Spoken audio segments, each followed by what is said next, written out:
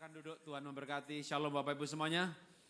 Tadi pagi saya mengajar mengenai mendidik anak sesi pertama dengan subtemanya mengenai hati Bapa. Pentingnya peran ayah di dalam pendidikan anak. Nah, kebaktian kedua ini kayak sesi yang kedua. Jadi kalau mendapat sesi pertamanya, dapatkan rekamannya gitu ya. Tapi saya akan mulai dari poin satu juga untuk kebaktian kedua ini sehingga dengar satu kali pun juga sebuah satu pelajaran ya. Nanti malam saya akan mengulang soal pernikahan ya. Jadi balik ke soal pernikahan seperti minggu lalu tapi poin-poin yang lain. Ya filenya boleh ditayangkan supaya sistematikanya lebih jelas dan juga ada beberapa pengumuman atau iklan dari saya. Boleh file berikutnya lagi, saya membawa buku-buku yang di belakang sana ada, mungkin sebagian sudah membeli minggu lalu ya. Maka di belakang masih ada dengan harga yang cukup murah, saya pikir $5 itu sama dengan ongkos parkir di downtown sana gitu ya. Boleh file berikutnya lagi ada DVD video streaming ya. Berikutnya lagi ada lagu yang tadi waktu Pak Lukas menyampaikan pesan tadi ya, ada soundtrack lagunya. Nah itu diambil dari album lagu-lagu ini. Nah yang tadi dinyanyikan itu lagu yang judulnya Rumah Berkat ya. Saya bukan penyanyi jadi saya nggak bisa menyanyikan tapi ada 5 CD lagu itu kata-katanya saya yang mengarang lalu dibuat oleh yang expert Pak Jonathan Prawira untuk worshipnya lalu yang bukan worship oleh yang lain ya. Boleh file berikutnya lagi ini adalah kata kunci untuk ketemu dengan saya baik di Facebook atau Blogspot atau YouTube. Kalau ketik kalimat ini akan muncul saya gitu ya. Jadi yang sukanya mungkin nggak suka membaca ya tapi kalau dengerin di YouTube lebih gampang gitu ya. Ketik aja misalnya inspirasi sukses, inspirasi bijak, inspirasi kehidupan, inspirasi keluarga bahagia atau kata-kata ini pokoknya hampir mengetik kata-kata begitu akan muncul karena ada ratusan episode yang sudah saya upload dan setiap beberapa puluh, 30, 50 dengan nama kata kunci yang berbeda ya. Oke, boleh file berikutnya lagi kita membaca Mazmur 124 ayat 127 ayatnya yang keempat. 1, 2, 3. Seperti anak-anak panah di tangan pahlawan, demikianlah anak-anak pada masa muda. Jadi anak itu seperti anak panah. Misalnya ini anak panah, ini pulpen ya. Tapi seandainya ini anak panah, maka kalau ditaruh gitu ya sudah di sini nggak bisa kemana-mana. Nah anak itu seperti anak panah, maksudnya dia perlu diarahkan kemana gitu ya. Oh diarahkan. Ini anak nih pandai ngomong nih, tukang ngomong aja gitu ya. Wah ini pedagang cocok ini ya, sales cocok ini gitu ya. Wah ini anaknya pendiam tapi teliti, wah mungkin akunting cocok. Kalau akunting banyak ngomong ya angkanya meleset terus nanti dia gitu. Wah ini anaknya ini kayaknya ini anaknya suka berantem, suka bertengkar. Wah itu namanya karunia bertengkar. Wah ini jadi pengacara cocok ini ya gitu ya. Jadi wah anak itu perlu diarahkan sesuai dengan anaknya ya, diarahkan. Itu anak panah itu harus diarahkan dulu ya. Kalau ditaruh ya dia begitu aja. Arahkan lalu didorong. Wah dimotivasi, maka anak panah itu akan melesat sesuai dengan sasarannya. Boleh file berikutnya, saya punya anak 3 tapi 2-nya sudah melesat, 3-nya hampir gitu ya. Anak pertama, zaman sekarang ini zaman dimana untuk pandai saja tidak cukup, itu istilah saya. Kenapa? Karena banyak orang pandai, ya sekolah internasional di mana-mana. Maka untuk mendapat beasiswa misalnya waktu dia menang ASEAN Scholarship, itu sekolah unggulan dikumpulkan di tes matematika dari 100 orang mungkin 40 anak nilainya 100 semuanya. Siapa yang dipilih? Tes bahasa Inggris dari 100 anak mungkin 30, 100 semuanya siapa yang dipilih? Akhirnya jatuh-jatuh ke karakter juga. Yang mandiri. Kenapa? Karena program beasiswa yang diambil anak saya itu dimulai kelas 3 SMP pergi ke luar negeri. Wah kalau pinter tapi nggak mandiri nggak akan dipilih. Pinter tapi nggak punya drive yang kuat. Jadi kenapa kamu ikut program beasiswa? Ya mama yang nyuruh, langsung dicoret. Gitu ya. Wah dia belum punya dream. Jadi anak pandai zaman sekarang nggak cukup ya.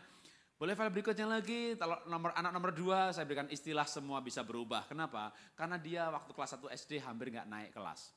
Ulangan 4,5, 5,0, 4,5, 5,0, bangunnya susah sekali ditempeleng, masih nggak bangun juga, dibawa ke kamar mandi, dimandiin, harus dipegangin, kalau nggak dipegangin masih roboh dia. Jadi nomor 2 itu masalahnya aduh diajak ngomong nggak noleh.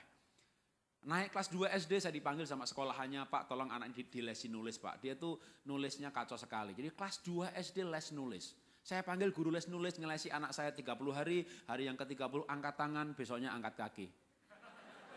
Kenapa sih nggak mengelesi anak saya? Maaf Pak Jarod, anak bapak bukan manusia. Lah bapaknya apa? Ya. Anak bapak itu patung Pak, diajak ngomong nggak ada kontak mata, nggak noleh. Aduh nomor 2 masalahnya banyak sekali, tapi singkat cerita dia akhirnya mendapat beasiswa juga. Jadi anak pinter itu nggak turun dari langit. Ya, anak pinter itu dididik. Anak nomor 3 tadi pagi saya ceritakan kebaktian yang pertama gitu ya. Waduh 6 tahun nggak ada ceritanya soal ranking. Tapi sekarang ranking 2 juga gitu ya. Karena bapaknya yang salah. Nah gimana cara mendidik anak yang baik? Maka boleh file berikutnya nomor 1 apa sih? Nomor 1 maka kita perlu membangun hubungan di mana orang tua sama anak itu harus kayak sahabat. Ya, bagian mendidik, nasihati semua orang tua bisa ngasih nasihat. Masalahnya anaknya terima nasihat orang tuanya apa enggak gitu kan. Siapa yang diterima? Kalau orang tuanya bisa membangun hubungan sebagai sahabat. Apalagi kalau anak itu sudah berusia di atas 12 tahun. Ya. Anak usia 0 sampai 6 tahun maka orang tua itu dominan. Ya, kalau orang tuanya bilang pakai baju ini bahkan mungkin dipakein ya dia belum bisa apa-apa umur 1 tahun 2 tahun apa yang dipakai orang tuanya itu yang dipakai. Jadi 0 sampai 6 tahun itu pengaruh orang tua dominan itu antara 100 sampai 90%. Ya. 6 sampai 12 tahun itu orang tua mungkin pengaruhnya mulai turun sedikit menjadi 70-60%. Itu kata penelitian. Jadi orang tua mulai berkurang pengaruhnya. Tapi 12 tahun sampai 17 tahun, orang tua pengaruhnya tinggal 30% kira-kira. Anaknya 12 tahun ke atas, ibu bisa bilang sama anaknya, "Nak, kamu rambutnya pendek ya." Terus dia mau potong pendek? Kayaknya enggak deh ya. Tapi kalau sahabatnya bilang, "Potong pendek yuk," potong pendek dia. Pakai jin yuk, pakai jin dia gitu ya. Tapi kalau mama yang nyuruh, aduh, anak 12 tahun ke atas, itu orang tua tinggal 30%. Sahabat itu 70%. Jadi gimana supaya orang tua bisa mempengaruhi anaknya yang usia 12 tahun ke atas? Tidak ada jalan lain. Orang tua harus menjadi sahabatnya anak. Apa sih esensi dari sahabat? Relationship, hubungan. Makanya sama juga mendidik anak itu sebenarnya adalah bagaimana kita membangun sebuah hubungan. Nah gimana cara membangun hubungan? Boleh file berikutnya. Yang pertama adalah terimalah anak apa adanya. Penerimaan itu membangun hubungan. Penerimaan. Coba contohnya yang gampang bahwa penerimaan itu esensi pertama membangun hubungan. Bapak ibu yang sudah menikah, kenapa mau nikah sama dia? Ya karena dia cinta saya. Kenapa sih merasa dicintai? Ibu-ibu, bapak-bapak ingat waktu pacaran dulu, kenapa merasa dia dicintai? Karena diterima. Ya, ibu misalnya nih waktu masih pemudi dulu, ibu ingat masih waktu pemudi dulu? Dimarah-marahi terus sama ibunya ibu. Kamu tuh gimana sih? Wah anak gadis nggak masak, anak gadis kamar berantakan. Itu kenapa CD-nya di sana, kenapa kutangnya di sana, kenapa di sana. Wah pokoknya dimarahi aja ibu ini sama ibunya ibu ya. Dimarahi terus. Disalahkan terus, rambut pendek salah, rambut ini salah. Disalahkan terus. Lalu ibu ketemu seorang pemuda. Iya ya, yang tidak menyalahkan, betul? Ya, yang ibu cintai itu loh. Kan nggak nyalahin kan? Tapi menerima apa adanya. Dia bilang sama ibu waktu gadis dulu, matamu bening, rambutmu bagus, ya. Ya. Betul kan? Laki-laki jatuh cinta sama siapa? Sama wanita yang marah-marah juga? Yang kayak ibunya? Kamu tuh gimana sih? Mandil begitu? Emangnya lu ibu gue? Ya, kita jatuh cinta sama yang menerima kita. Ya, sehingga pemuda-pemudi mendapat yang menerima, langsung milih lagu. Cia. Belum pernah ada kasih di dunia sanggup menerima diriku apalah adanya. Anak pemuda itu kalau menyanyi luar biasa. Lagu-lagunya itu waduh. Selain kasihmu. Pemuda menyanyi. Keindahannya waktu apa? Mata ketemu mata, betul? Ku jatuh cinta padanya, memandang wajahmu, rasakan kasihmu. Aduh. Kenapa sih? Karena merasa diterima. Ya, waktu diterima, mata ketemu mata, wah itu indah sekali. Tapi kalau ditolak, mata ketemu mata, darah tinggi langsung naik. Nek langsung pengennya muntah. Jadi penerimaan itu membuat orang merasa bahagia, lalu hubungan terbentuk. Orang mau pacaran sama dia karena merasa diterima. Jadi kalau mau punya hubungan dengan anak, maka terimalah anak apa adanya. Kenapa kita perlu menerima anak apa adanya? Karena setiap anak itu unik. Ya, setiap anak itu, atau mungkin kita baca ayatnya dulu ya. Mazmur 139 ayat 13. Sebab engkaulah yang membentuk buah pinggangku, menenun aku dalam kandungan ibuku. Kita ditenun oleh Tuhan, bukan di tekstil, bukan di printing. Saya udah keliling dunia ini yang belum semuanya. Saya belum ke Afrika, saya belum ke Hawaii, saya belum ke beberapa tempat dunia belum tak kunjungin. Tapi cukup banyak juga yang sudah gitu ya. Kemana saya pergi, saya belum pernah ketemu orang yang wajahnya kayak saya. Ini bukan barang kodian. Enggak ada duanya. Unik, setiap anak itu unik. Saya punya anak 3, itu masing-masing unik. Temperamennya unik, kepandaiannya unik, talentanya unik, semuanya unik. Yang satu, nomor 1 kayak istri saya, nomor 3 kayak saya, nomor 2 enggak kayak saya, enggak kayak istri saya. Dan juga bukan kayak tetangga saya. Waktu mertua saya datang nonton bola berdua sama anak saya tahu anak saya kayak siapa. Cara duduknya persis kayak mertua saya. Cara pegang gelasnya persis saja. Orang itu punya gaya sendiri. Waktu nonton TV, waktu duduk, waktu tidur peluk gulingnya persis kayak mertua saya.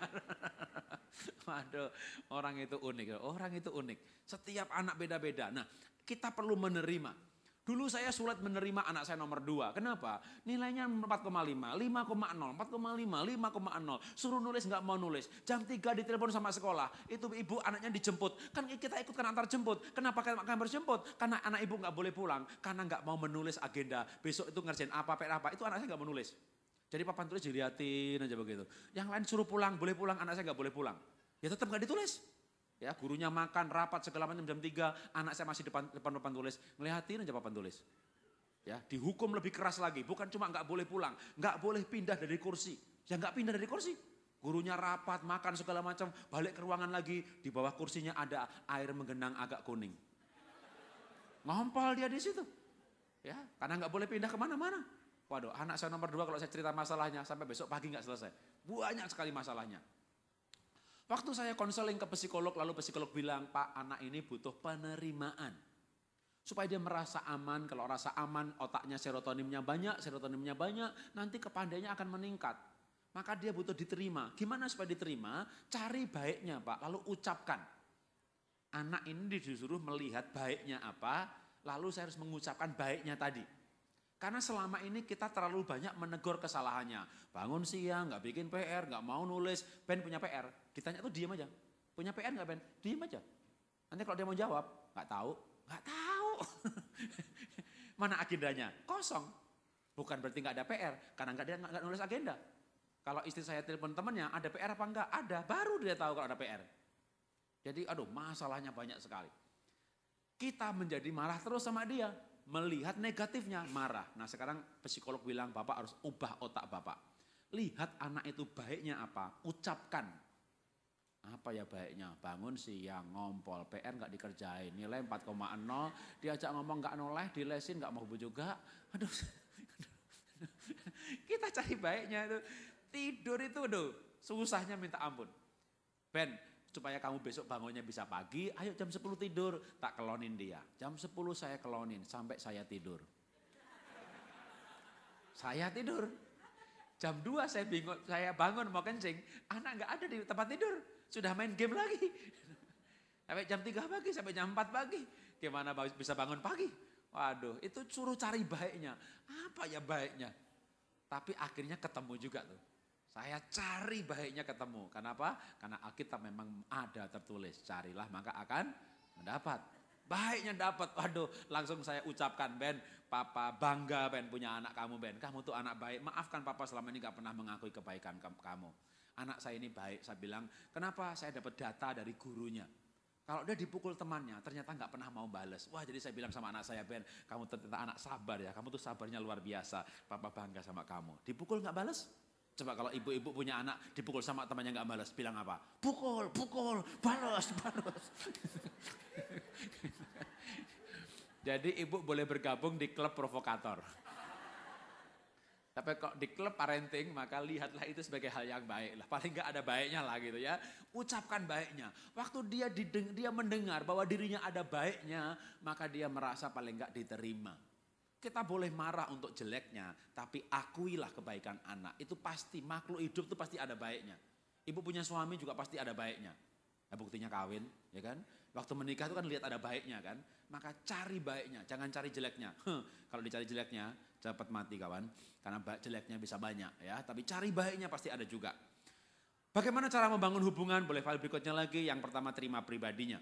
Membangun hubungan maka perlu membangun persepsi atau iman. Apa itu persepsi? Kita persepsikan. Atau kalau bahasa rohaninya, bahasa gerejanya, kita imani bahwa anak kita itu baik. Karena Tuhan Yesus berkata begini, kalau kamu berdoa, percayalah kamu sudah menerimanya, maka kamu akan menerimanya. Kita berdoa supaya anak kita baik, maka kita percaya bahwa anak kita baik, maka dia akan menjadi baik. Contohnya begini, pernah ada sebuah cerita soal sebuah kelas. Kelas itu banyak kebutuhan khusus, banyak anak nakal, banyak anak kacau, lalu yayasannya ini pusing karena guru kelas, wali kelasnya selalu keluar gara-gara kelas ini. Maka yayasan ini membuat pengumuman, dicari seorang yang punya panggilan untuk anak, cinta anak, talenta anak, sayang anak, untuk menangani kelas khusus dengan gaji khusus, fasilitas khusus. Singkat cerita, maka ada seorang ibu yang guru yang merasa bahwa hidupnya ini dia diciptakan untuk anak-anak. Melihat iklan itu dia melamar sebagai guru di kelas itu. Ketika dia mulai mengajar dia tahu kenapa banyak yang lain keluar karena itu kelas selalu ribut, orang berdebat, pindah kursi, kalau gurunya nulis di papan tulis, yang anak juga ikut maju ke depan, atau malah pesawat terbang dari kertas berterbangan, mereka selalu berteriak, waduh itu kelas kacaunya luar biasa. Lalu ketika guru ini mendapat daftar dari yayasan, yayasan memberikan daftar dan guru ini mulai manggut-manggut. Oh pantas itu anak-anak nakal semuanya nggak bisa diem selalu mendebat. Karena mereka anak pinter-pinter. Wow IQ-nya ada yang 130, 125, itu 141. Oh pantas mereka nggak bisa diem karena mereka IQ-nya tinggi-tinggi. Berdasarkan data itu maka guru ini mulai mengembangkan sebuah proses pembelajaran yang sekarang disebut dengan nama active learning. Jadi itu anak dibagi dalam kelompok berdasarkan mood psikologisnya. Mereka hari-hari tertentu boleh milih pelajaran apa. Kelompok ini pelajaran olahraga, kelompok ini seni, kelompok ini matematika. Toh akhir bulan dia akan mengevaluasi, kelompok ini sedikit sekali memilih matematika, dia akan bertindak sebagai motivator, fasilitator, dan mendorong kelompok itu dengan imbalan tertentu untuk mengambil matematika. Dia bawa anaknya mulai belajar bukan di kelas, tapi di bawah pohon, di taman. Waduh dengan berbagai macam program-program yang menurut saya brilian untuk pada zamannya. Karena sudah terjadi true story ini abad yang lalu. Belum ada seperti sekarang ini sekolah kebutuhan khusus, kelas khusus, active learning, lalu sekolah berdasarkan golongan darahnya, berdasarkan temperamen dasarnya, berdasarkan minat bakat talenta. Aduh sekarang ini sekolah luar macamnya jenisnya banyak banget. Waktu itu belum ada hal seperti itu dan guru ini sudah membuat hal-hal seperti itu. Sehingga anak menjadi antusias, merasa diterima. Singkat cerita, setahun kemudian ketika kenaikan kelas, maka juara muncul dari kelas ini. Maka guru ini dipanggil sama ketua yayasan. Hei guru, hebat sekali kamu. Apa yang kamu lakukan kepada anak-anak bodoh itu sehingga mereka menjadi para juara? Mendengar perkataan seperti itu, maka gurunya ini kaget. Kenapa kepala yayasan, kepala sekolah berkata anak-anak bodoh? Ya mereka anak-anak bodoh memang. Loh, bukankah mereka anak pandai-pandai? Seperti data yang saya terima dari Bapak, IQ mereka tinggi-tinggi, 130, 140. Kepala sekolahnya bilang, apa? IQ. Dari mana kamu tahu IQ mereka tinggi-tinggi? Daftar yang Bapak berikan itu loh. Mana? Itu dalam amplop ini, dalam map ini, warna ini. Oh, itu bukan daftar IQ, itu nomor kursi. Sekolah kita untuk kelas 2-nya ada kelas A, B, C, D. Begitu kelas ke-6, ya nomornya pasti 120 lebih. Itu dikasih nomor kursi setiap anak supaya nggak pindah kursi. Gurunya mengira itu nomor IQ. Jadi selama setahun ini dia mengira itu IQ. Karena dia mengira itu IQ, dia berkata kepada muridnya dengan kalimat yang sungguh-sungguh, kalian tuh anak anugerah, kalian tuh anak pinter-pinter loh, kalian tuh punya IQ tinggi-tinggi. Dia berkata dengan yakin sekali. Karena berkata yakin maka berkatalah jadi maka jadi. Dia perlakukan anaknya sebagai anak pandai. Kenapa dia perlakukan sebagai anak pandai? Karena dia mengira mereka anak pandai. Perlakuan selama setahun itu terapi yang luar biasa. Ucapan selama setahun itu pengakuan yang luar biasa.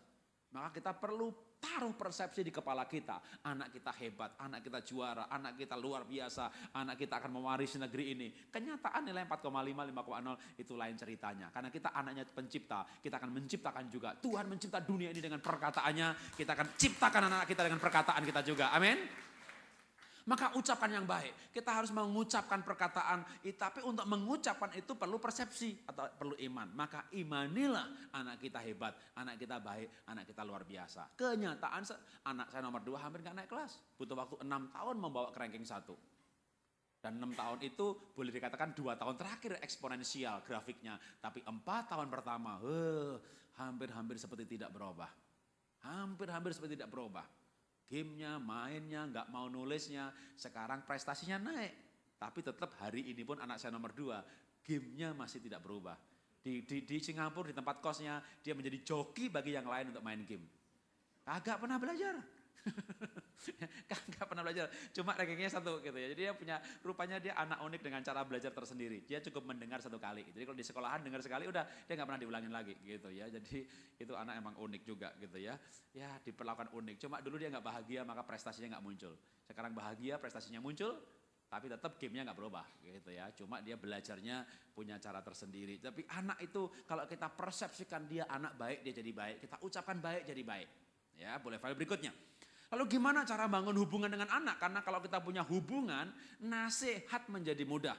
Maka cara membangun hubungan adalah membangun persahabatan. Gimana cara membangun persahabatan? Yang pertama hobinya anak apa? Kalau anak punya hobi jalan-jalan, ajak jalan-jalan. Punya hobi berenang, ajak hobi berenang. Anak saya nomor 2, hobinya main game. Maka hobinya jangan dilarang. Ya, waktu saya tahu anak saya nomor 2, keranjingan game, Ben, kamu tak beliin komputer yang bagus buat main game, supaya kamu main gamenya cepat karena prosesornya hebat, gitu ya. Jadi anak dikasih yang dia suka, jangan dilarang. Kamu nggak boleh main game ya, Senin sampai Sabtu kamu belajar, nanti baru Minggu boleh main game. Dia puasa 6 hari, Minggunya buka puasa, seharian main game, maka dia nggak ke gereja. Lebih baik dikasih jatah. Ya, jadi hobinya itu kita kelola sebagai alat motivasi. Kamu boleh main game, kita beliin komputer yang bagus, kita punya posisi apa? Sahabat. Tapi kalau kita melarang, nggak boleh, itu anak langsung punya persepsi juga soal orang tuanya. Ini spesies satu ini, musuh gue. Yang aku suka, dia enggak boleh. Musuh aja ada, pokoknya musuh udah. Apakah musuh bisa menasehati musuhnya? Ketika musuh ngasih nasihat, ini pasti menjebak nih.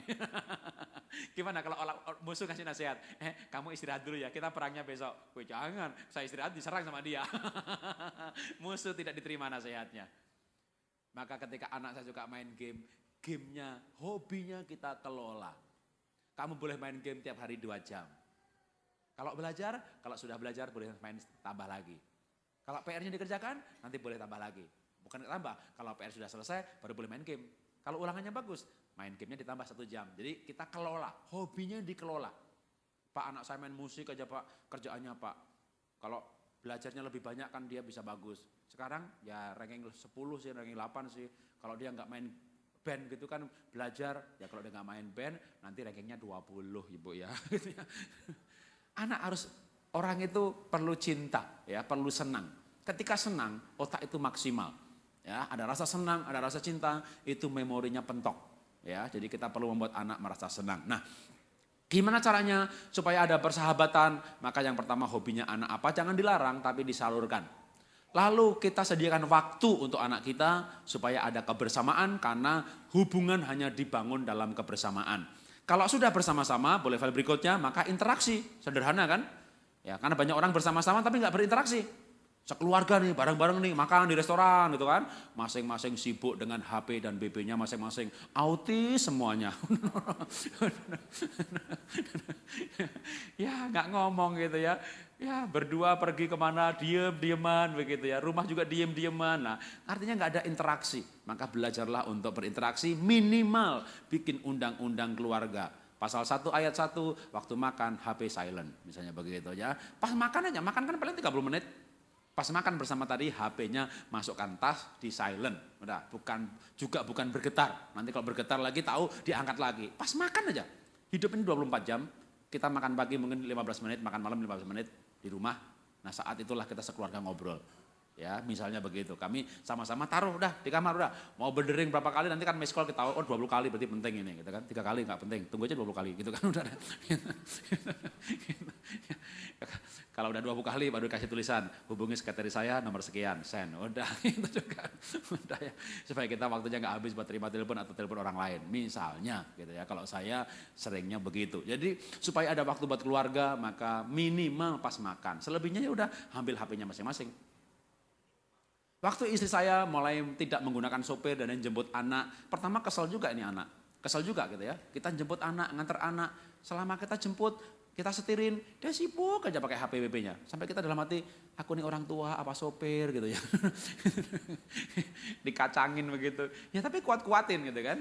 Bikin peraturan, pokoknya begitu pas ketemu orang tua cerita dulu deh. Habis itu nanti HP-nya boleh gak apa-apa gitu ya. Tapi pas ketemu cerita, tadi di sekolah bagaimana gitu, itu membangun hubungan. Ya, dibuat dengan peraturan supaya ada interaksi. Boleh file berikutnya lagi, bagaimana membangun sahabat? Maka bersikaplah sebagai sahabat. Pada saat apa? Pada saat anak gagal, dia sudah tahu kalau salah, nggak perlu dipersalahkan lagi. Ya, kamu nilainya berapa? 4. Kalau kamu lebih rajin lagi, pasti kamu bisa baik kok. Berapa temanmu nilainya? 4 juga. Oh ya berarti sama gitu ya. Jangan anak nilainya 4 langsung digebukin. Papa, aku punya nilai 4 pak. 4 pak, waduh 4 bangga lagi. Gimana, pernah punya kejadian seperti itu? Anak punya nilai 4 bangga, wah pulang pak, aku 4 pak. Bapaknya nggak mau digebuk itu anak. Tapi pak, enggak tapi-tapian, tapi pak, enggak tapi-tapian, digebuk itu anak. Itu padahal anak biasanya ranking 1. Punya nilai 4 digebukin. Apa yang terjadi? Setahun kemudian dia turun ranking hampir 20-30. Ketika konseling lalu saya dengarkan ceritanya. Dan orang tua juga baru tahu ceritanya itu setahun kemudian setelah konseling dengan saya. Kenapa kamu malas belajar setahun terakhir ini? Habis papa gebukin saya, papa gak mau denger saya. Kenapa kamu gebukin? Karena nilaiku 4. Bapaknya masih motong. Iya Pak Jarod, punya 4 bangga lagi. Bapak jangan motong pembicaraan dulu. Ya, biar saya dapat pendalamannya. Bapak punya diam dulu ya gitu kan. Lalu dia bercerita waktu itu, anaknya mau bercerita. Karena selama ini dia gak mau bercerita. Gimana Pak saya gak kecewa Pak? Bapak saya tuh dengar nilai saya 4 saya digebukin. Ya bapaknya udah komat kami itu udah sabar, gak usah potong dulu. Coba kamu ceritakan kenapa? Ya aku bangga dong Pak punya nilai 4. Lawang itu kejadian itu gurunya yang salah Pak. Aku tuh kelas 2 Pak Jarod, tapi guru tuh kasih pelajaran kelas 3. Jadi satu kelas itu 4 itu paling bagus, temanku 2, temanku 3, aku bangga dong. Udah terlanjur digebukin sama bapaknya. Dan bapaknya juga baru tahu hari itu. Kenapa baru tahu? Karena waktu anaknya berkata, tapi Pak, tapi enggak tapi-tapian, Pak, enggak tapi-tapian, Pak. Udah, ya sudah, enggak usah ngomong. Berikutnya kalau bapaknya cerita, gimana sekolah? Baik, titik. Gimana sekolah nak?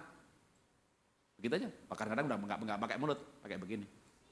Ya, jadi malas belajar, tertinggi di kelas masih digebuki, tertinggi gitu loh, 4. Bapaknya nggak tahu yang lain 2. Aduh, makanya bangun persahabatan dengan sedikit sabar, dengarkan anak jadi sahabatnya, bersahabatlah waktu dia gagal, bahkan mungkin ketika dia 4 dan temannya 10 sekalipun. Ya, tetap aja sebagai sahabat, ya. Bersikaplah sebagai sahabat waktu anak punya pacar. Anak saya perempuan naik kelas 1 SMP. Iya naik deh kelas 1 SMP deh ya. Nggak sampai 2 bulan tuh anak saya diapeli. Yang apel masih pakai celana pendek. Aduh.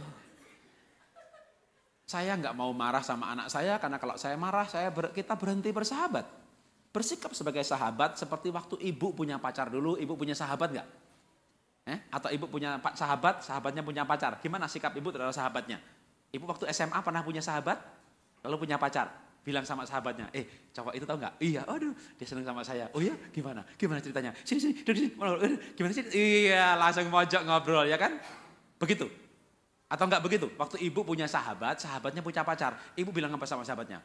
Selesaikan sekolah dulu ya, jangan macem-macem. Lu bukan sahabat gue, nenek. Jadi ibu kalau anaknya punya pacar biarinlah gitu ya. Apalagi kalau anaknya kuliah gitu ya. Maka nasihat terbalik adalah carilah pacar waktu kuliah. Ya, jangan dinasihati, kuliah selesai dulu ya, baru punya pacar. Pasti terlambat kawin. Kenapa? Begitu lulus kuliah, stok sudah habis. Jadi lebih baik waktu kuliah ya. Tapi gimana Pak kalau SMP? Ya itulah anak saya. SMP punya pacar ya. Tetap sebagai sahabat. Karena kalau kita marah, dia berhenti bercerita. Bukan berhenti pacaran. Ya, karena kita nggak marah, maka kita tetap bersahabat. Bukti sahabat terbuka, nggak ada takut. Makanya saya bisa login di Facebook ketiga anak saya sebagai mereka, karena saya tahu passwordnya. Karena anak saya nggak takut untuk saya baca Facebooknya dia sama temennya sama pacarnya apa. Kenapa? Sahabat.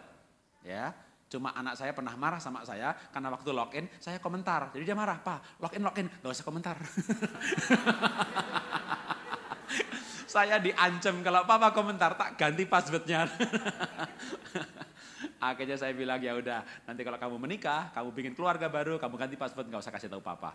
Tapi selama ini kami tahu passwordnya, ya. Saya tahu saya bisa bawa HP istri saya lalu saya gunakan karena saya tahu passwordnya. Kami keluarga terbuka. Tapi terbuka seperti itu nggak bisa muncul dari langit. Kalau anak kita punya pacar kita marah, pasti dia ganti password. Ya, ibu-ibu anaknya SMP punya pacar enggak usah marah, ya, bersahabat aja, bersahabat. Kalau bersahabat kan dia cerita, nanti 6 bulan dia bercerita, Pak, dia begini-begini, dia marah begini-begini. Sebagai sahabat kita bisa ngasih nasihat. Makanya putusin aja.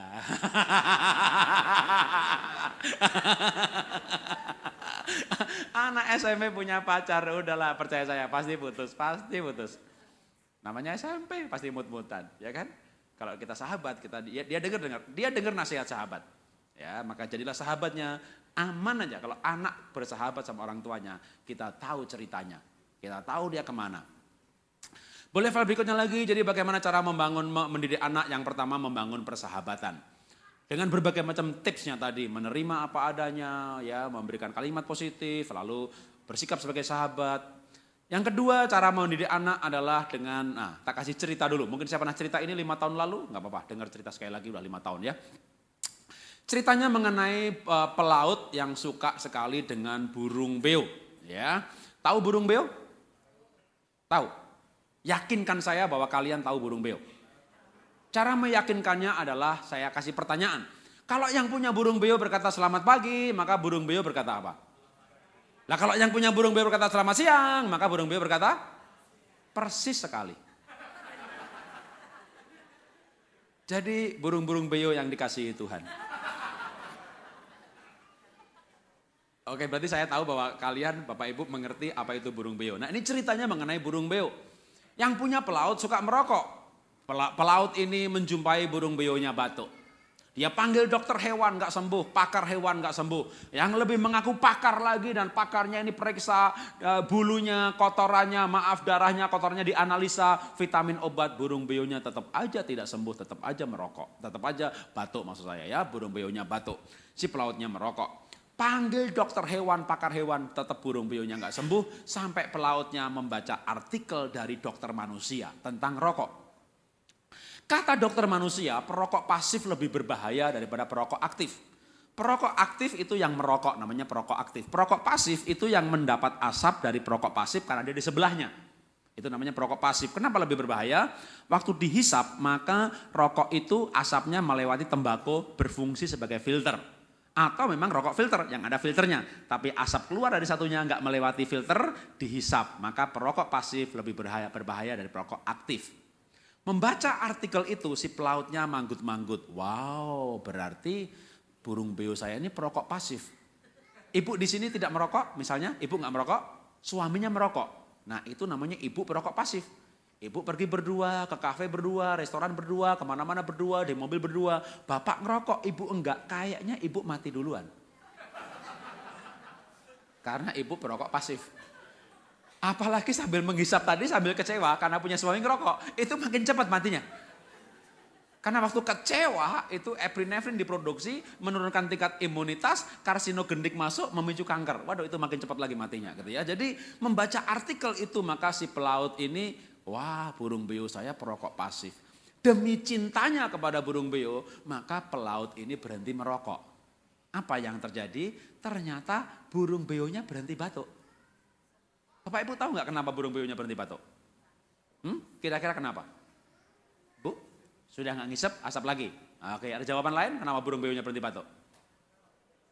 Karena pelautnya berhenti batuk. Kenapa pelautnya berhenti batuk? Karena pelautnya berhenti merokok. Jadi selama ini burung beo tidak batuk. Burung beo ini menirukan batuknya pelaut. Kan kalau burung yang punya burung beo berkata selamat pagi, burung beonya berkata selamat pagi. Jadi kenapa burung beonya batuk? Menirukan batuknya pelaut. Oke, boleh file berikutnya. Itu cerita sebenarnya esensinya sama dengan Yohanes 13 ayat 15. Sebab aku telah memberikan suatu teladan kepada kamu supaya kamu juga berbuat sama seperti yang telah kuperbuat kepada kamu. Jadi kenapa itu burung beonya batuk? Karena pelautnya batuk-batuk. Kenapa anak kita nakal? Karena bapaknya nakal. Kenapa anaknya bentak-bentak terus? Karena ibunya bentak-bentak anaknya, bentak-bentak adiknya. Kenapa sih anak-anaknya main game melulu? Ya bapaknya juga main game terus gitu ya. Waduh, jadi sebenarnya anak itu hanya mengikuti orang tuanya. Maka cara mendidik yang paling gampang adalah memberikan teladan. Kasih contoh dah teladan. Oke, boleh file berikutnya kasih cerita lagi, banyak cerita ya. 5 tahun lalu saya kemari, maka saat itu berat badan saya 74. Hari ini saya kemari, berat badan saya 62. Kenapa? Karena saya mulai mengurangi nasi, mengurangi gula, lalu rajin olahraga, rajin sepeda, sehingga berat badan saya dalam setahun berkurang 12 kilo, lalu sekarang 62, stabil 62, 63, 62, 63. Nah, apa yang terjadi? Ketika saya rajin olahraga, maka anak saya juga rajin olahraga. Anak saya nomor 2, Benaya, waktu dia kelas 5 SD, 4 SD saja beratnya sudah 86 kilo, overweight 24-25 kilo.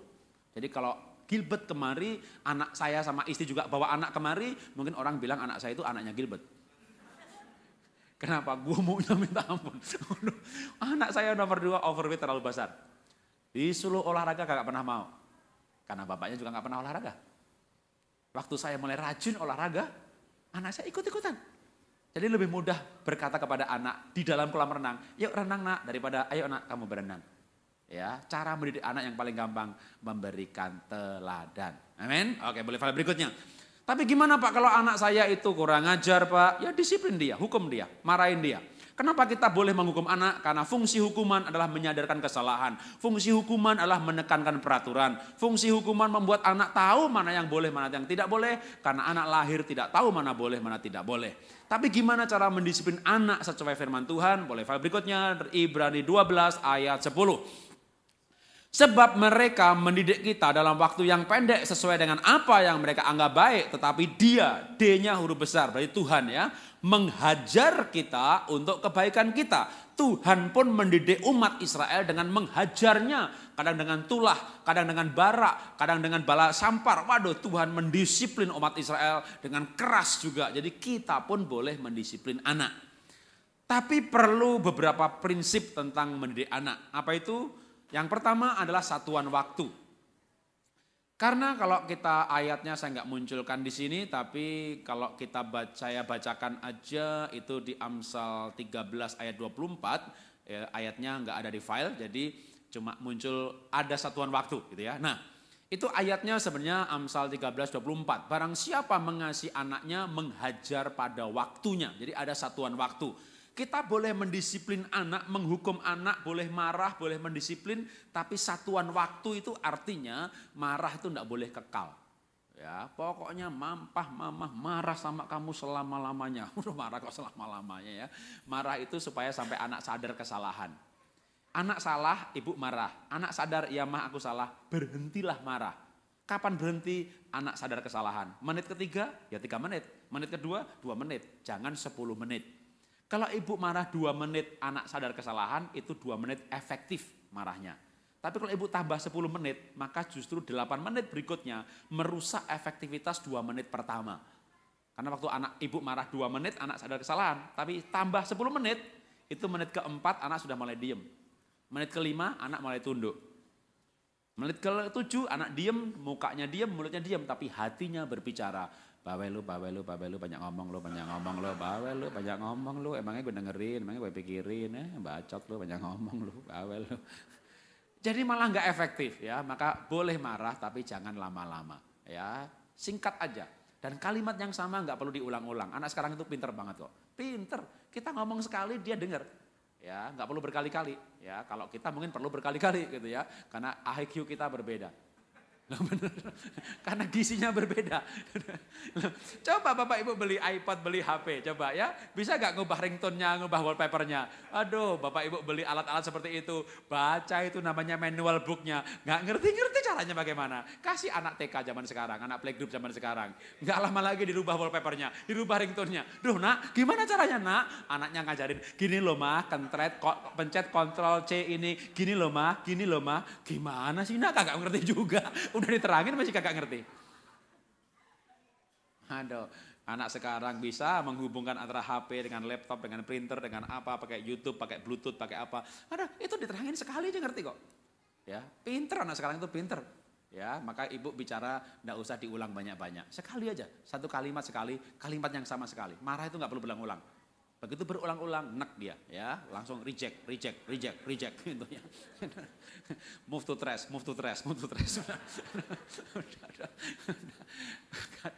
Jadi udah ada satuan waktu ya. Apalagi Amsal 15 ayat 10. Didikan yang keras adalah bagi mereka yang meninggalkan jalan Tuhan. Didikan yang keras artinya, boleh file berikutnya, ada satuan ukuran. Boleh marah tapi ada satuan ukuran. Dan tipsnya mulailah dari ukuran terendah. Kita boleh menghukum anak tapi mulai dari ukuran terendah. Mungkin pertama dengan volume yang dikeraskan. Nggak boleh begitu, papa nggak suka. Kalau begitu saja anak sudah berhenti, nggak perlu dipukul. Jadi jangan salah sedikit dipukul, nanti anak kebal. Kalau sudah kebal, ibu repot. Kenapa? Ibu pukul anak, dia lari. Nggak apa-apa, gitu kan udah. Itu sudah overdosis namanya ya. Jadi apalagi di Amerika mungkin berbahaya memukul anak karena tetangga melihat, dia lapor ke polisi bahwa ada KDRT, ibu ditangkap. Ya, jadi kita nggak boleh fisik kalau di Amerika ini. Kalau di Indonesia masih boleh pukul pantat.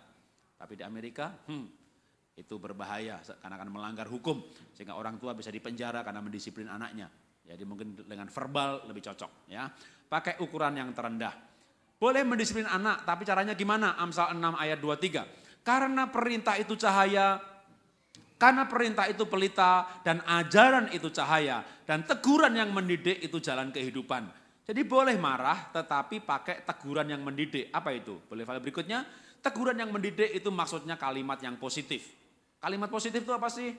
Kamu anak baik ya, enggak boleh nakal. Kamu anak yang diurapi Tuhan, enggak boleh kurang ajar. Kamu anak pinter ya, harus belajar. Besok nilainya 4,5, 5,6 lagi. Ben kamu anak pinter ya, tapi harus nulis gitu ya. Besok enggak nulis lagi, kita marah lagi. Kamu anak pinter, tapi kamu harus nulis gitu ya. Jadi kita marah, kita gemes, kita teriak. Tapi bilangnya kamu anak pinter, harus nulis. Ya, boleh teriak, boleh emosi. Ibu boleh emosi. Pak, bukannya kita harus lemah lembut. Lemah lembut kalau kalimatnya negatif juga nggak boleh.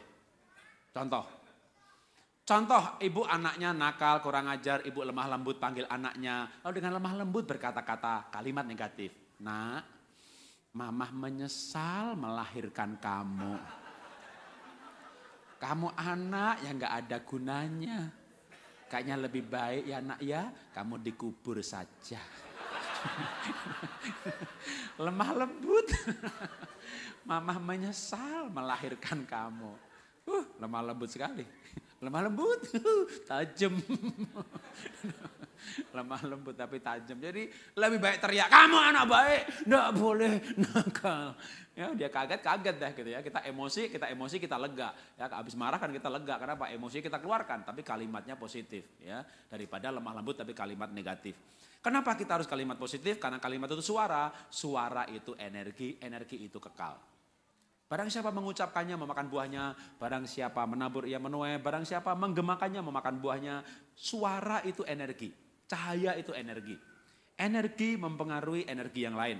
Hukum energi itu kekal. Ini namanya air minum.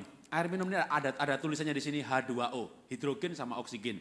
Hidrogen itu kalau dipecah lagi, diperdalam lagi ada neutronnya, ada protonnya. Proton mengelilingi neutron.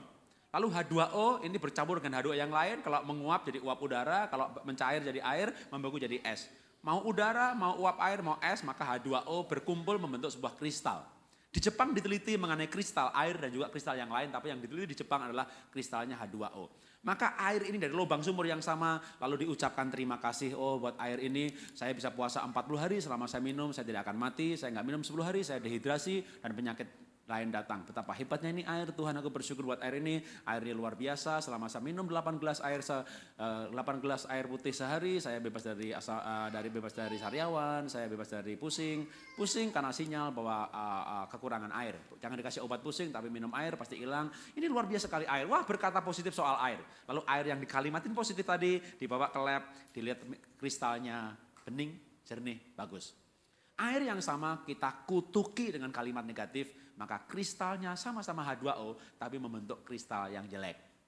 Kenapa? Karena suara itu energi, ternyata energi negatif mempengaruhi pergerakan neuron proton yang sedang bergerak, yang kita nggak bisa ngelihat itu air, tapi di situ sebenarnya ada pergerakan molekul-molekul hidrogen dan oksigen yang membangun kristal. Kalimat negatif, kristalnya jelek. Nah, kalau kita berkalimat negatif tentang suami, tentang anak kita itu kalau dipres, maka 80% air. Apalagi otak 90% air. Total keseluruhan tubuh 70% air. Jadi kalau ibu berkata-kata jelek tentang anak, itu kristalnya berubah. Bapak berbicara jelek tentang istri, kristalnya berubah. Tapi kalau bapak berbicara yang baik tentang istri, coba bilang sama istrinya, "Ma, matamu bening, kamu tuh manis loh." Langsung perubahan genetik. Struktur molekul langsung berubah. Benar saudara ya? Itu kalimat positif pengaruhnya luar biasa. Kenapa? Karena kalimat ini sama otak, sama tubuh, sama hormon ini kompaknya luar biasa. Kalau saya berkata, aduh ini agak meriang, agak greges-greges. Ini capek, tidur besok segar. Besok segar. Kalau Anda meriang berkata, kalau begini besok pilek nih biasanya. Besok pilek beneran. Kenapa? Tubuh ini mengikuti perkataan. Tubuh mengikuti perkataan. Ada di sini yang tubuhnya nggak ikuti perkataan? Ketika perkataan berkata, mulut berkata, pikiran berkata, ambil makanan. Nggak mau, rakus lu, bawa lu. Tubuh mengikuti perkataan. Ya, perkataan itu energi, mari kita menggemakan yang positif, mendidik anak secara positif, harus marah tapi kalimatnya positif. Boleh berikutnya lagi? Boleh marah tapi adil, karena keadilan membuat rasa aman. Pemerintah adil maka rakyat merasa aman. Orang tua adil maka anak merasa aman. Menghukum tapi adil. Anak perempuan salah dihukum, anak laki salah dihukum. Adil supaya anak paling kecil tidak suka ngomong jorok karena dia diakui sebagai pribadi. Kadang anak paling kecil suka ngomong jorok. Kenapa? Dia dikecil-kecilkan terus. Ya, kakaknya yang milih ke mall mana kakaknya, ayo ngalah sama kakak, kamu tuh masih kecil, usulnya nggak diterima. Dia nguping orang lain, orang besar ngomong apa, dia ucapkan omongan orang besar. Tapi kalau ada keadilan, di rumah saya misalnya begini, saya pergi ke mall, anak saya kan 3 kan, hari ini maka kakak yang milih mall mana, besoknya adik yang milih mall mana, besoknya lagi paling kecil mall yang mana, kakaknya harus ikut. Siapa yang duduk di sebelah saya dekat sopir? Kalau hari ini kakak, besok adik, jadi gantian. Tidak ada anak laki harus ngalah sama perempuan, nggak boleh. Ya, nggak boleh adik harus ngalah sama kakak, nggak ada ayatnya. Ya, kalau adik harus ngalah sama kakak, nanti adiknya nggak enak jadi adik, enakan jadi kakak. Yang paling bahaya kalau laki-laki harus ngalah sama perempuan, itu paling bahaya. Kamu mesti ngalah ya sama perempuan, itu berbahaya. Kenapa? Karena itu anak laki-laki lahir, jenis kelaminnya laki-laki. Tapi di dalam tubuhnya 2 hormon, namanya estrogen sama testosteron. Manusia lahir dengan kelamin, jenis kelamin, tapi gambar diri kosong. Sebenarnya manusia gambar dirinya Tuhan. Tapi karena dosa, gambar diri kosong. Lalu dia akan mencari gambar dirinya. Manusia punya pencarian gambar diri sepanjang hidupnya dan menjadi seperti apa gambar dirinya. Dia lahir laki-laki, lalu orang tuanya berkata, aduh ini cantik sekali gitu ya. Padahal anaknya laki-laki, itu bahaya. Waktu dia mulai umur 2 SD, 3 SD atau masih TK, kamu ngalah sama adik kamu perempuan. Maka anak laki-laki ini berkata, enakan jadi perempuan. Enakan jadi perempuan. Maka hormon testosteron, estrogennya bertumbuh dalam hidupnya. Ya, jadi manusia itu lahir dengan 1 jenis kelamin, tapi hormonnya 2. Hati-hati dengan orang yang bingung mencari jati dirinya. Ya, bisa homo lesbi tidak mungkin melahirkan. Karena homo nggak melahirkan, lesbi nggak melahirkan. Jadi semuanya lahir normal sebenarnya. Tapi gambar diri mempengaruhi hormon. Hormon mempengaruhi perilaku, gambar diri juga mempengaruhi perilaku. Maka kita harus adil. Laki perempuan yang benar-benar yang salah-salah. Jangan laki dituntut jadi perempuan, kamu lemah lembut kayak adik kamu. Lah adiknya perempuan, dia suruh lemah lembut. Akhirnya dia membayangkan enaknya perempuan ya, alangkah indahnya. Bermimpi jadi perempuan, hormon estrogennya diproduksi. Ya, Kalau berlanjut terus-menerus, muncul homo lesbi. Ya, jadi kita mesti adil. Laki salah hukum, anak perempuan salah hukum, semuanya dengan keadilan. Sampai yang praktis kayak duduk di mobil, duduk depan aja yang mana gitu ya. Kalau di Amerika mungkin nggak boleh ya, mesti di belakang ya anak kecil ya. Kalau di Indonesia, waduh, duduk depan. Hari ini aku, wah semuanya mau ke depan. Bahkan mau dipangku sama bapaknya, waduh, ya itu digilir dengan adil. Kalau di Amerika ditangkap polisi, jadi jangan anak bawa ke depan, taruh di belakang pakai seat belt gitu ya. Nah, adil. Ya, kadang-kadang ibu nggak adil loh ya. Kalau ibu ini kadang-kadang ya bukan ibu sih, bapak juga kadang nggak adil ya. Tapi contohnya ibu lah kalau didik anak nggak adil. Anaknya 3, yang satu wajahnya kayak dirinya. Kalau anaknya salah, ibu pengertian sekali. Itu bisa dilihat oleh orang lain bahwa pengertian. Tapi yang anaknya wajahnya kayak suami, kalau menghukum dengan segenap hati. Wah, muni nakal, bandel, persis bapak kamu ya. Jadi kekesalan kepada suaminya dilimpahkan pada anaknya. Ini berarti ibu tidak adil. Kalau punya anak seperti ini, saya sangat khawatir untuk anak yang wajahnya kayak mertua. Habis itu anak, udah pasti deh. Ya, karena tidak adil. Boleh level berikutnya lagi, boleh mendidik anak tapi sehati. Gimana bisa sehati? Nggak mungkin, memang nggak mungkin. Karena laki-laki berhidup dengan pikirannya. Saya pikir loh mah, biar anak itu tahu peraturan, maka saya hukum dia. Tapi saya rasa loh pak, kamu mukulnya terlalu keras. Tapi saya pikir loh mah, tapi saya rasa loh pak. Tapi saya pikir-pikir mah, tapi saya rasa loh pak. Laki-laki hidup pakai pikirannya, wanita pakai perasaannya. Gimana bisa mendidik anak dengan sehati? Memang tidak mungkin. Dan juga tidak boleh sehati dalam arti seia, sekata, satu tindakan. Yang saya maksudkan sehati ini, orang tua nggak boleh bertengkar depan anak cara mendidik anak. Kalau betul-betul caranya, kayaknya nggak mungkin sama. Dan memang ada baiknya tidak sama. Ya, karena kalau sehati, sepikir, seia, sekata, satu tindakan, satu perbuatan, itu malah bahaya. Apa bahayanya? Anaknya bisa mati. Kenapa mati? Iyalah, bapaknya pukul anak 10 kali, pak, nangis gerung-gerung. Ibunya pulang, wah kenapa pak anak nangis? Aku pukul dia, berapa? 10? Aku 10 juga. Oh, mati tuh anak. Ya biasa aja kalau bapaknya tega menghukum anak, ibunya nggak tega. Ibunya tega, bapaknya nggak tega, itu bagus. Ya berarti anak nggak bakal mati dikebukin gitu kan. Ya, karena yang satu menggebukin, jadi itu pasti begitu. Dalam keluarga itu begitu, satu tega, satu nggak tega, itu namanya jodoh. Ya, saling melengkapi.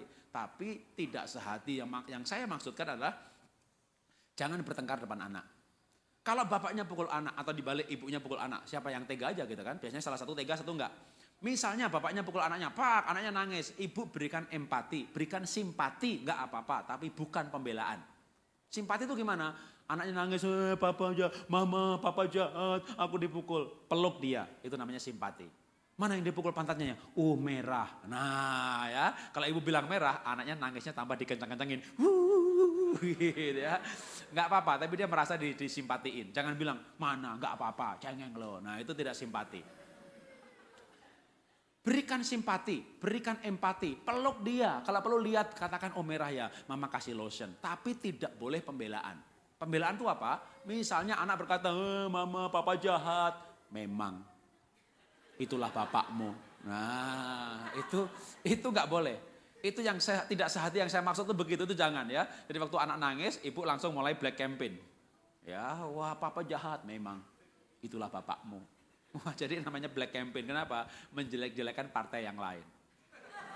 Jadi dalam keluarga ada partai bapak, partai ibu, masing-masing kampanye.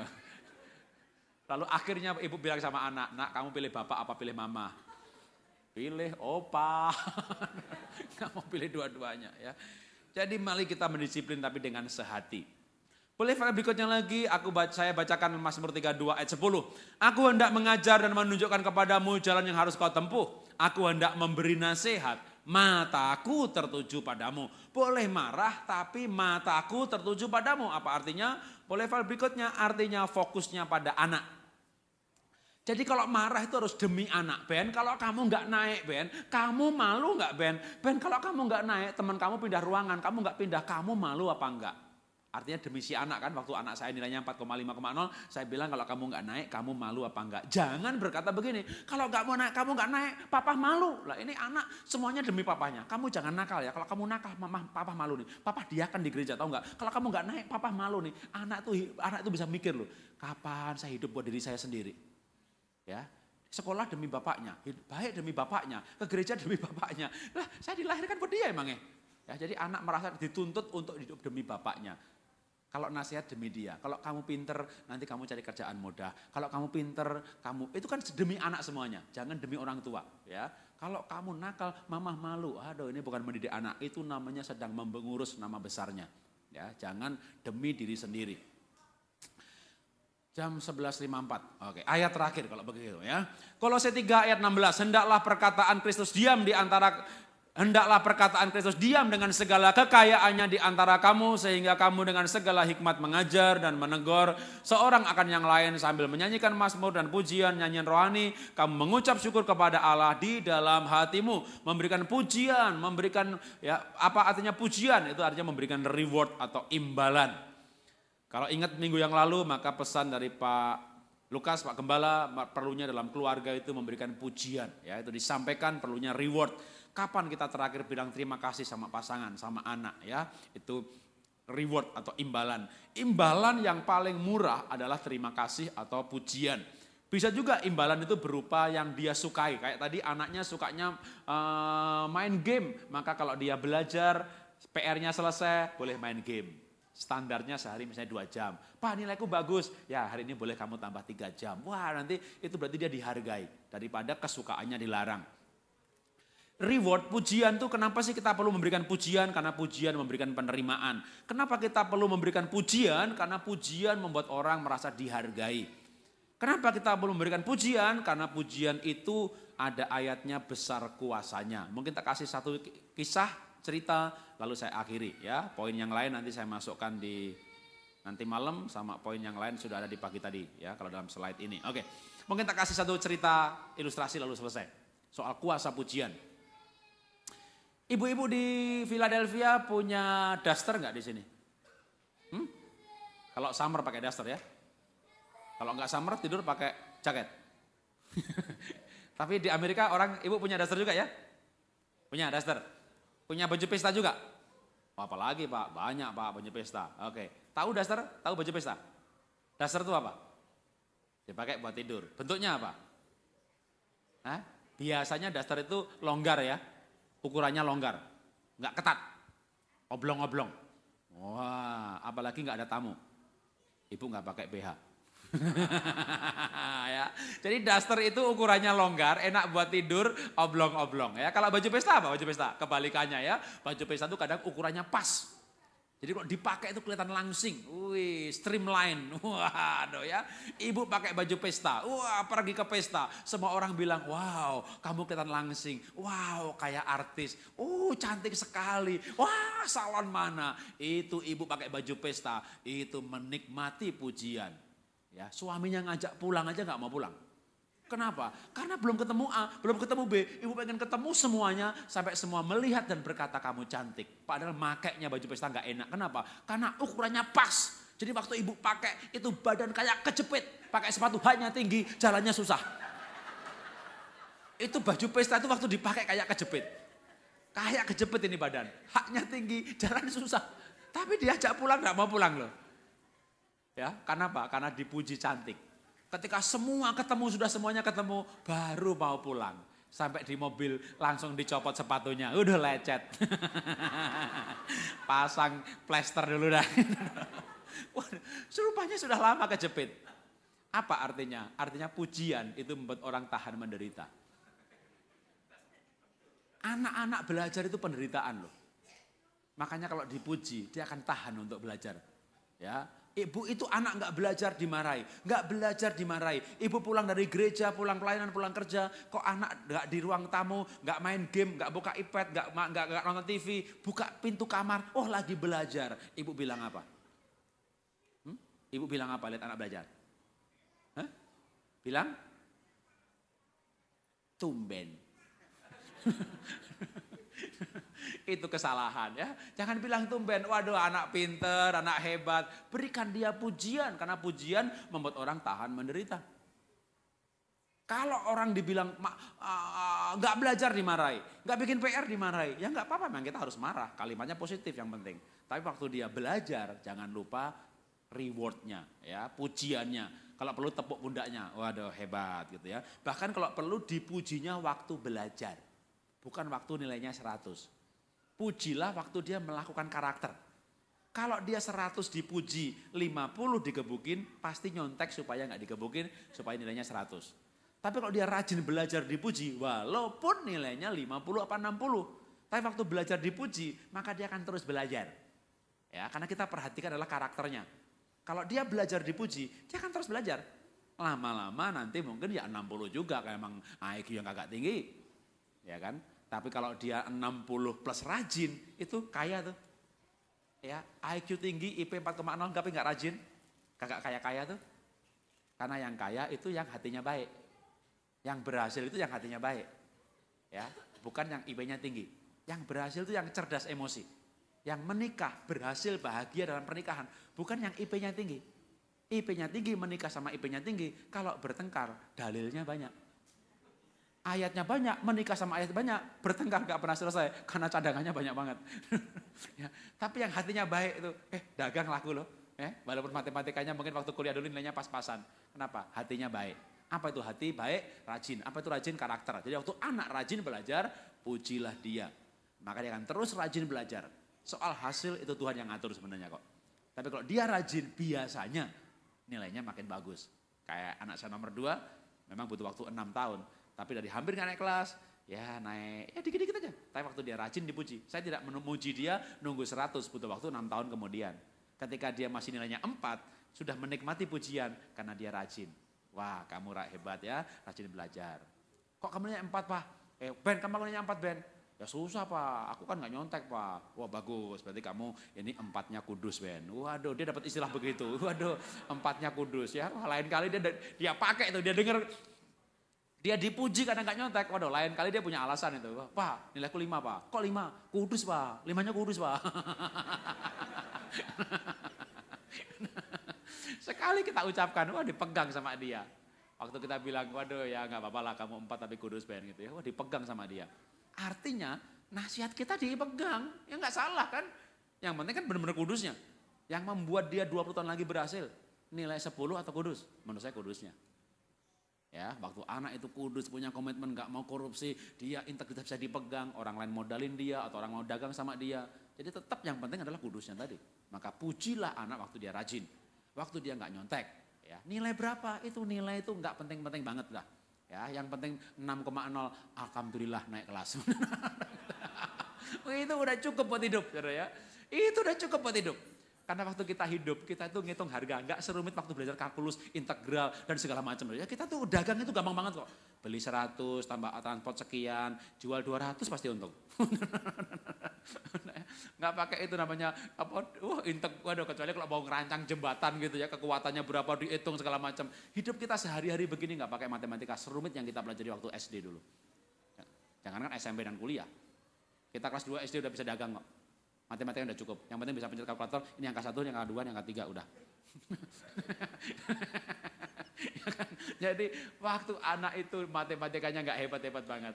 Yang penting kudus, rajin, maka pujilah anak. Rewardnya diberikan waktu dia melakukan karakter. Amin. Mari tunduk kepala kita berdoa. Bapa kami bersyukur Tuhan, ajari kami memperhatikan karakter anak kami. Lebih daripada prestasi akademik. Kami percaya Tuhan, firman-Mu berkata bahwa takut akan Tuhan adalah permulaan segala hikmat. Karena itu yang paling penting Tuhan, ajari kami membawa anak-anak kami kepada Tuhan. Membawa anak kami beribadah di usia dini mereka. Mengajak mereka berdoa bersama-sama dalam mezbah keluarga. Seperti kami pelajari Tuhan dalam ibadah doa malam tentang keluarga yang berdoa. Sekeluarga berdoa seperti Yosafat, seperti Yoel. Ajari anak kami Tuhan, ajari kami mengajak anak-anak kami untuk datang beribadah. Untuk mengenal Tuhan di usia dini mereka. Ajari kami memperhatikan karakter anak kami. Lebih daripada kami memperhatikan prestasi akademik mereka. Terima kasih Tuhan, ajari kami memiliki kalimat yang positif. Sekalipun kami emosi dan marah. Namun kami berpikir hal yang baik. Kami emosi karena kami manusia Tuhan. Kami gak bisa menahan emosi kami. Kami belum punya penguasaan diri sehebat Tuhan. Kami belajar untuk hal itu. Tapi kami belajar Tuhan ketika kami emosi. Kami tidak melukai hatinya. Kami tidak memvonisnya, memberikan cap negatif yang merusak gambar dirinya. Ajari kami Tuhan, ajari kami. Bagi kami pemuda-pemudi Tuhan, kami punya mimpi. Kalau kami bangun keluarga nanti, kami akan bangun sebuah keluarga baru. Tidak mewarisi cara orang tua kami, yang mewarisi orang tua kami dan orang tua kami turun-temurun dengan cara yang salah. Tapi kami akan membangun sebuah keluarga yang baru Tuhan. Dengan nilai-nilai firman Tuhan, dengan nilai-nilai kerajaan Allah. Dan kami tahu Tuhan, anak-anak yang dibangun dalam nilai kerajaan Allah akan tumbuh perkasa, akan mewarisi negeri Tuhan. Ketika yang lain hanyut dalam narkoba, dalam pornografi, maka anak-anak kami Tuhan akan tumbuh bersinar seperti Sadrah, Meshak, Abednego di Babel, seperti Daniel di Babel. Anak-anak kami Tuhan mereka tidak sempurna, tapi mereka akan berubah ke arah yang baik. Kami akan beri kami kesabaran untuk melihat pertumbuhan dan perubahan mereka. Mereka bukan malaikat, dan mereka bukan jemaat kami. Mereka satu pribadi yang unik, yang perlu kami tunggu dengan sabar, munculnya karakter demi karakter. Ajari kami Tuhan, kami belajar, dan terus belajar menjadi orang tua yang lebih baik dan lebih baik lagi. Terima kasih Bapak, di dalam nama Tuhan Yesus kami terima firman-Mu. Haleluya, amin. Tuhan berkati.